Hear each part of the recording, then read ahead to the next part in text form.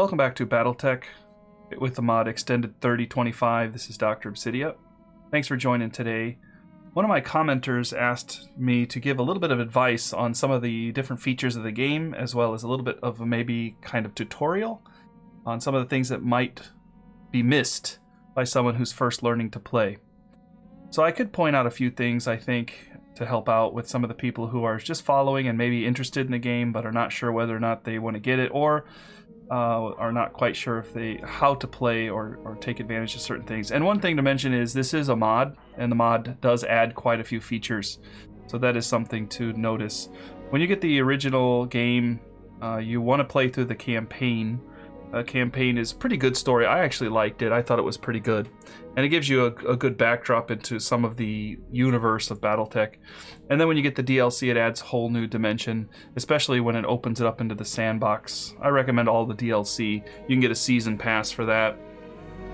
And then once you try out the DLC, especially if you're going in the sandbox and you feel pretty comfortable with the game, why not check out the next mod, which is Extended 3025. There's other ones. There's Rogue Tech, which is very complex and hard to grasp. But if you're really into BattleTech as the board game tabletop, that's probably what you want to start leaning towards. There's also a middle ground between 3025 Extended 3025 and the Rogue Tech, which is the 3062 mod.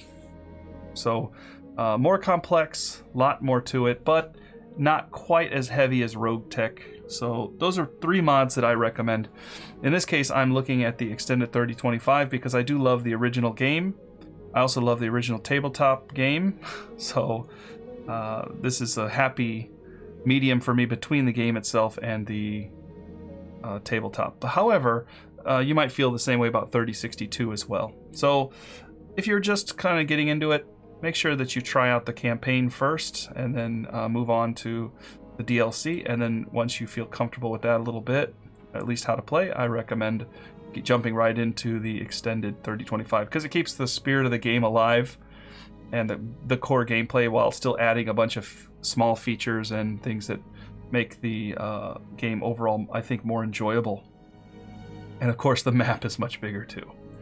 All right, you can see up here how many days have ticked by here, and you can mouse over a lot of stuff, and it does give you some ideas. If we fall into debt, if our funds ever hit zero, our company fails entirely, and everybody just basically abandons you, and you're done. The next thing here is your morale, and of course, the higher your morale goes up, you're going to get more resolve points, and resolve points, as you get them, you can spend them on things like bracing when you normally would not be able to, or doing precision shots. So you get 15 resolve points per round of battle that it will increase, and if you don't spend those, then it gives you accuracy bonus too. Mech Tech is repair, and you can mouse over and see it allows us to repair or refit customized mechs faster. And medical is of course trying to heal our guys more quickly, and it says they apply to all mech warriors simultaneously. And in this mod, at least, the tech points are applied to only one mech at a time. However, you can add features to your Argos, which is your ship here, that allows you to kind of spill over some of that to others as well.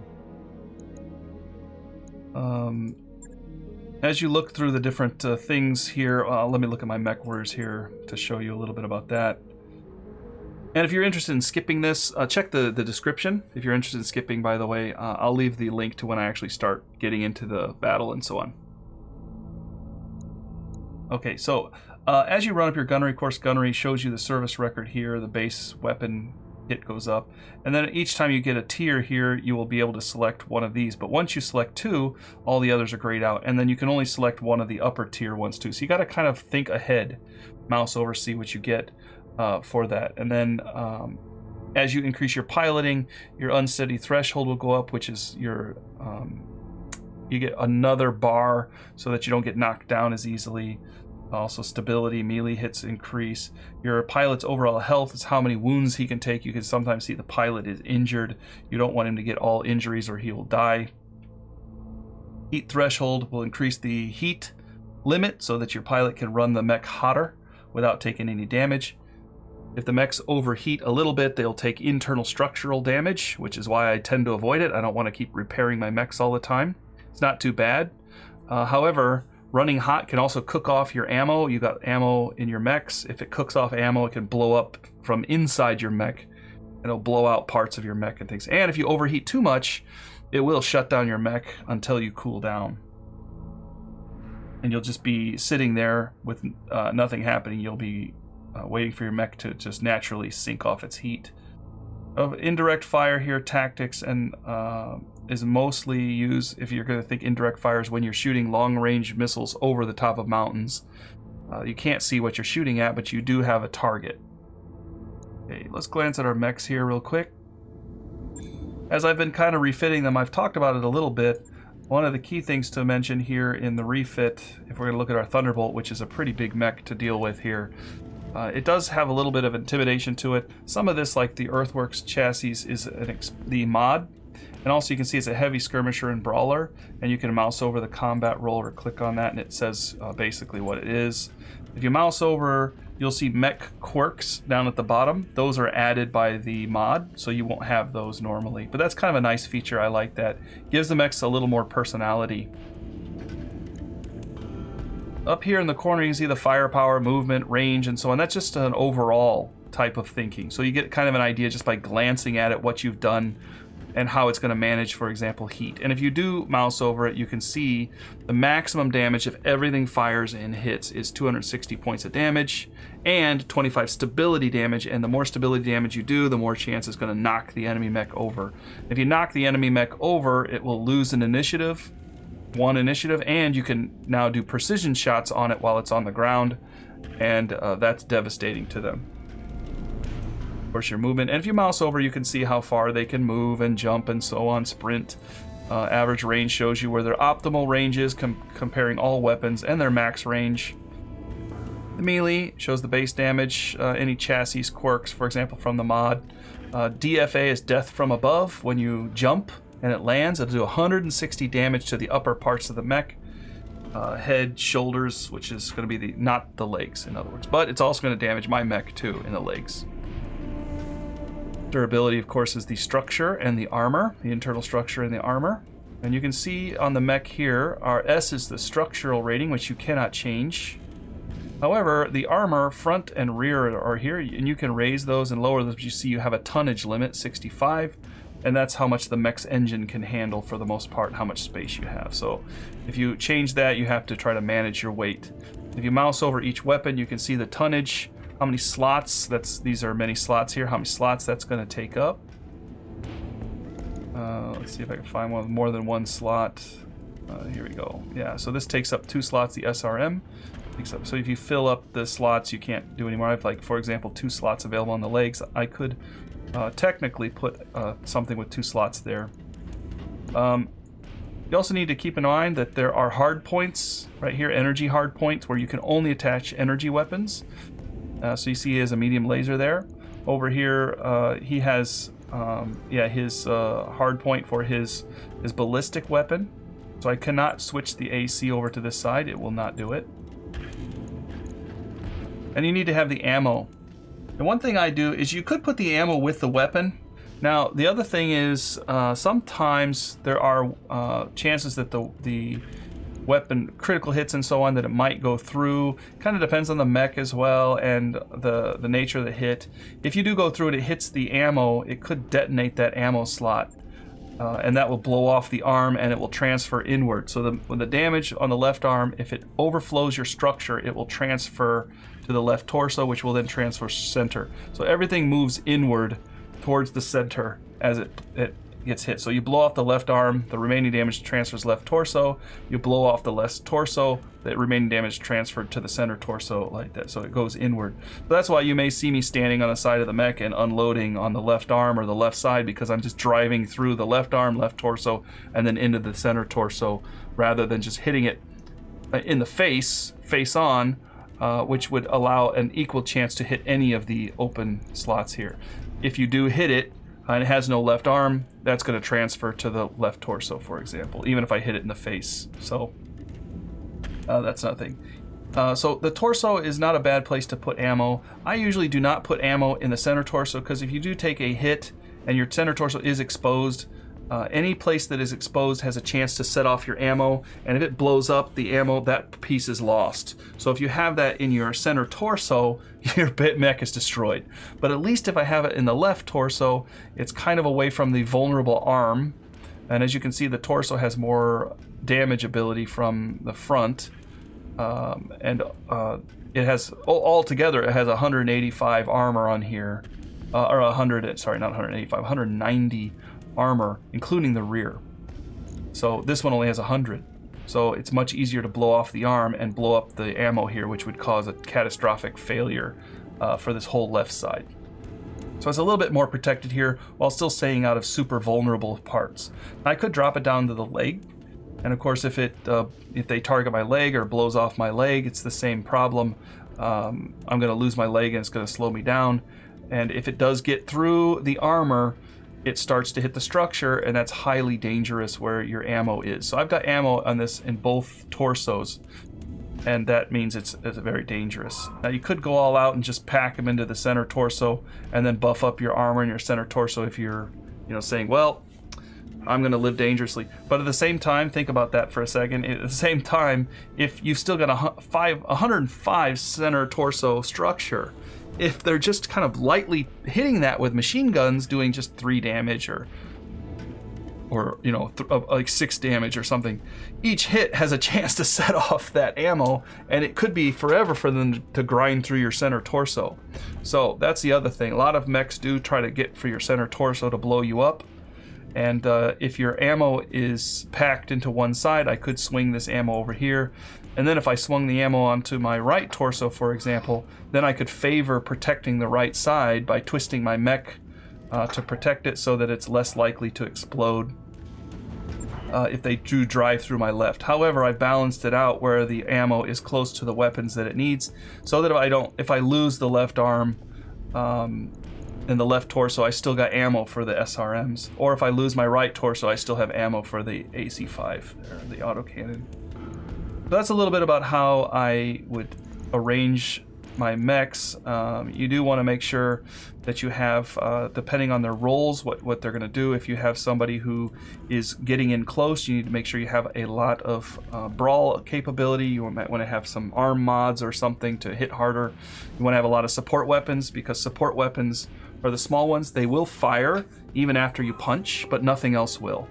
So if this guy punches, he's got 2 support weapon slots. I have a small laser right there, and that's it. So if he punches, only the small laser is going to swing. It's going to fire. So there you go. But it's not ideal for him to punch. Although he does, if you check his melee, he does do a substantial amount of damage with a punch there. Base damage is 65, and he is going to cause a lot of stability damage because melee will rock the other mech pretty hard.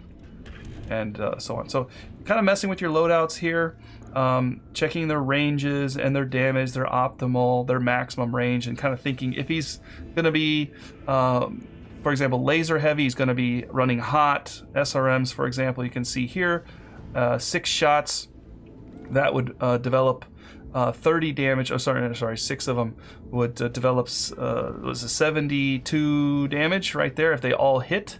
Now, rockets are going to hit all over. They roll for random location each time that each rocket hits, whereas a laser will only roll all that damage into one location. So this laser does 25 damage to one location, where the SRM is going to do the 12 damage 6 times to random locations wherever it's targeting.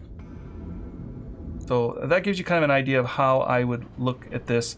The reason you would use SRMs is pretty simple. Well, here's an SRM-4. It does, it's 2 tons. 2 medium lasers, for example, here would do 50 damage if they both hit. They add 24 heat between the 2 of them, and this SRM is buffed a little bit, but his damage is 12 right there. So he's got 4 hits, which is 48.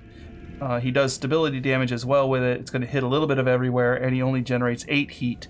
So between the 2 of these guys generating 24 heat, this SRM-4 is doing very similar, even though he's a little buffed up. Very similar overall, but he's only generating 8 heat, so less heat here. And just the fact that if you fire the SRMs, it's not an all or nothing. It's you can fire them with a risk of miss, and you'll still get some hits in.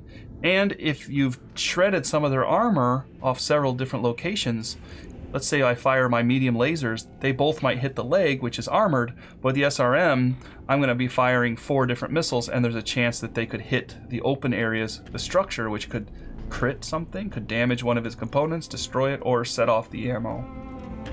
So there's some strategy for how you want to do this, using your SRMs, especially to generally weaken the overall armor, using your lasers to drive through, especially your bigger weapons, to punch holes in their armor so that you can get down to the structure, and then that's when you want to light them up with your SRMs, LRMs, or machine guns, because even though they don't do much damage, the machine guns only do, 3 damage, they hit a lot, 5 times for each machine gun.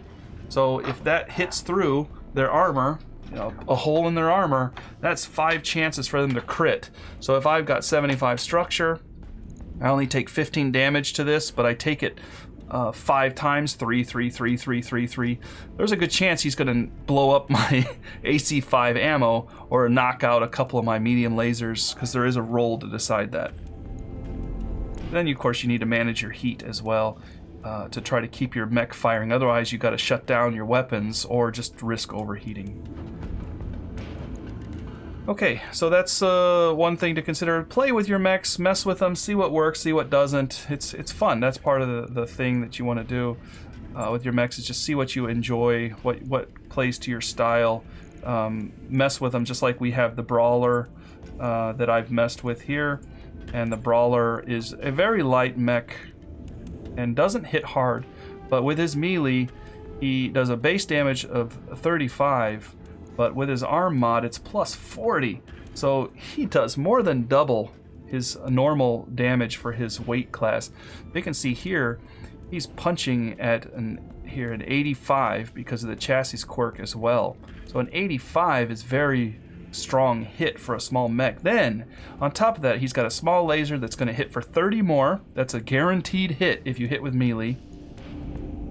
And he's going to do his MGs. He's got 4 MGs. All of them are firing at 15 damage each. So you get the idea. He hits hard, and then he does a whole bunch of after damage as well. So that's why he's sitting there with all those. And he's also got the Flamer too, which is a plus 5 damage. So he's doing 10 damage on top of that. Well, and then 9 heat as well. Although the heat isn't a big deal in the mod here. So very heat efficient, because all of these support weapons do not generate any heat at all. See that? Well, I guess the small laser would generate 6, but he sinks that off naturally.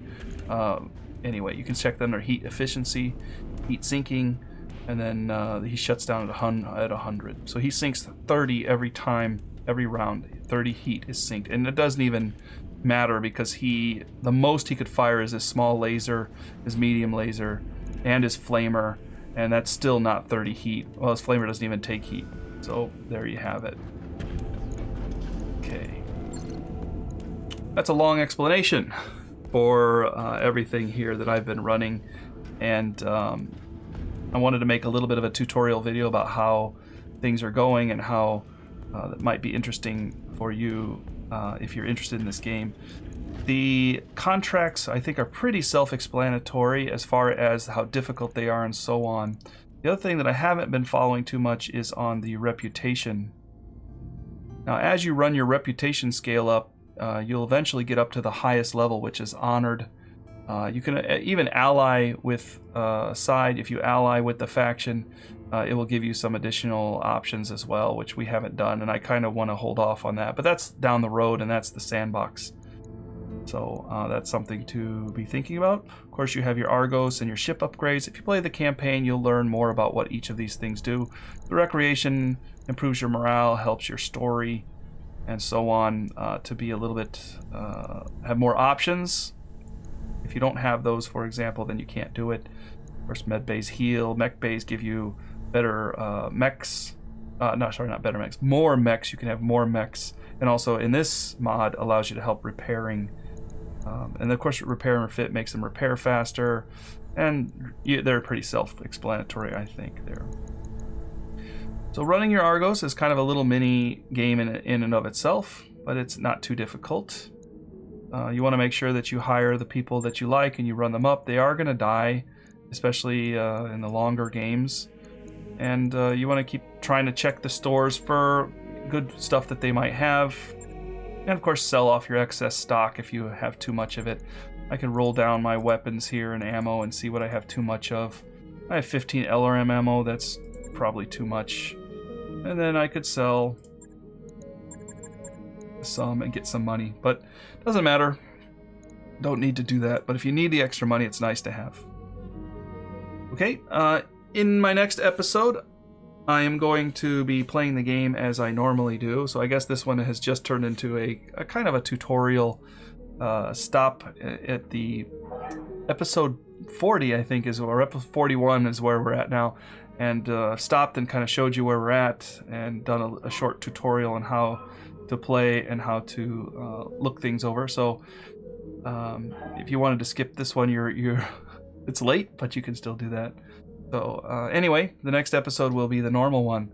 So thanks for listening, and have a great day. I look forward to seeing you in the next episode when we actually get in the fight. And when I get in the fight, I will do some overview of that as I normally do. And I will go into a little more detail in the strategy and how that's run and so on. So thanks for joining. And if you like this series, please like, subscribe, comment so that I know that some people are following it, so I'm not making it all in vain. I do appreciate the comments and the likes and the views. Thanks, take care, have a great day. See you in the next episode.